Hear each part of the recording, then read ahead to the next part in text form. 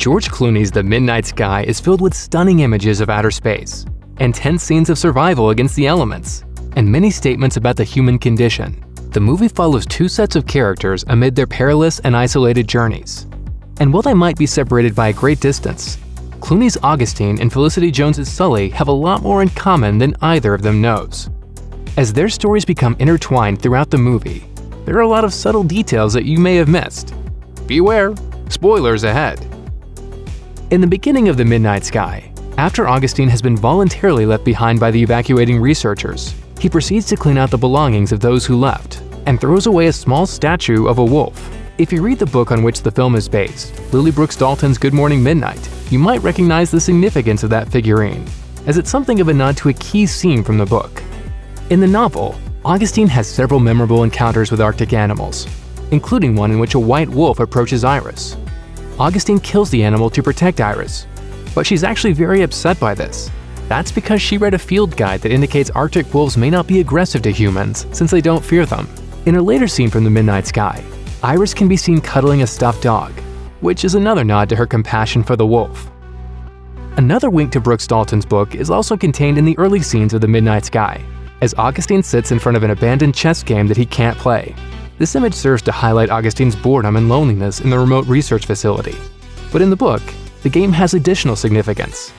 In the novel, Augustine makes a point of teaching chess to Iris after they successfully travel to the other location with a satellite that can make contact with the ether. Considering it's at this location that Augustine eventually communicates with Sully, who is the actual grown-up version of Iris, to offer her some guidance for the next move she and the rest of the ether crew will make. The game instruction is something of a metaphor for their connection. Kyle Chandler's character Mitchell is also very similar to a central book character named Ivanov, who also leaves behind a beloved family with young children to join the K-23 mission. In the movie, Mitchell turns to a room with a holographic memory of his own kitchen to mimic spending time with his wife and sons. But there's also another, more subtle way that he honors his family that only fans of the book will recognize. In an early scene from the ether, Mitchell can be seen playing an intense video game that features him fighting with jungle creatures. Not only does it provide exercise and entertainment, but the act of playing the game is also something of a tribute to his sons. In the book, Ivanov similarly spends a lot of time playing video games, and we eventually learn that it's something he decided to do to keep up a friendly competition with his children, so that they could all feel close even when they were so far apart.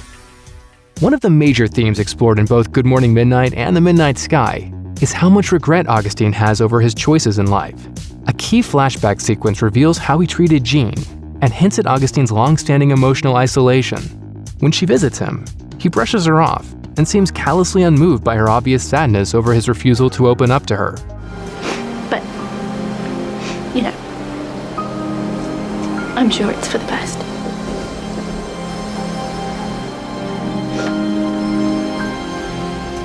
That alone is a well-placed detail from the book, but there's a tiny nod to her family's future contained in another flashback scene.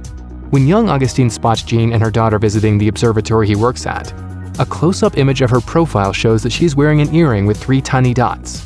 That symbol is extremely similar to the emblem of the K-23 mission badges that can be seen on the Ether crew's uniforms. Since we later learn that Sully is actually Iris, the now-grown daughter of Augustine and Jean's earrings are spotted in the scene when Augustine first sees her as a little girl, the jewelry can be perceived as a very subtle hint at the future to come for Iris and her troubled little family. Another tiny hint at Augustine's connection to Sully can be found in the very same flashback scene.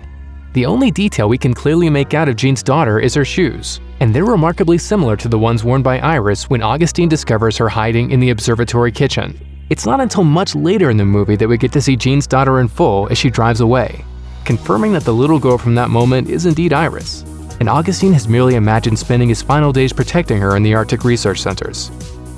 Another clue about Sully's true identity occurs aboard the Ether, after Sully has her ultrasound. You want to know if it's a girl or a boy?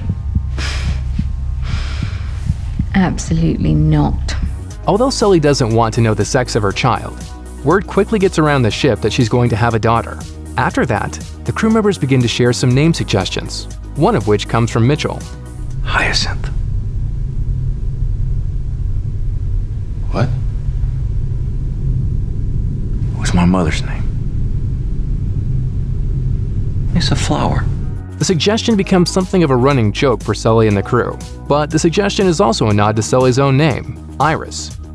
Perhaps the biggest clue that Augustine is conjuring Iris comes just before the most chilling scene of the film. As the two make their difficult journey to the satellite station, they take refuge in an empty outpost trailer, and Augustine talks about his past, including Jean and their daughter. That's when Iris says the one and only thing we hear her say. Did you love her? Not only does the timing of this rude awakening indicate that he only dreamed the sound of her voice, which he has probably never actually heard, but the fact that she's later shown completely unfazed by the blistering cold while he's clearly freezing to death also hints that she's just a figment of his imagination and memories. Thanks for watching. Click the links in our video to watch more from Netflix Film Club.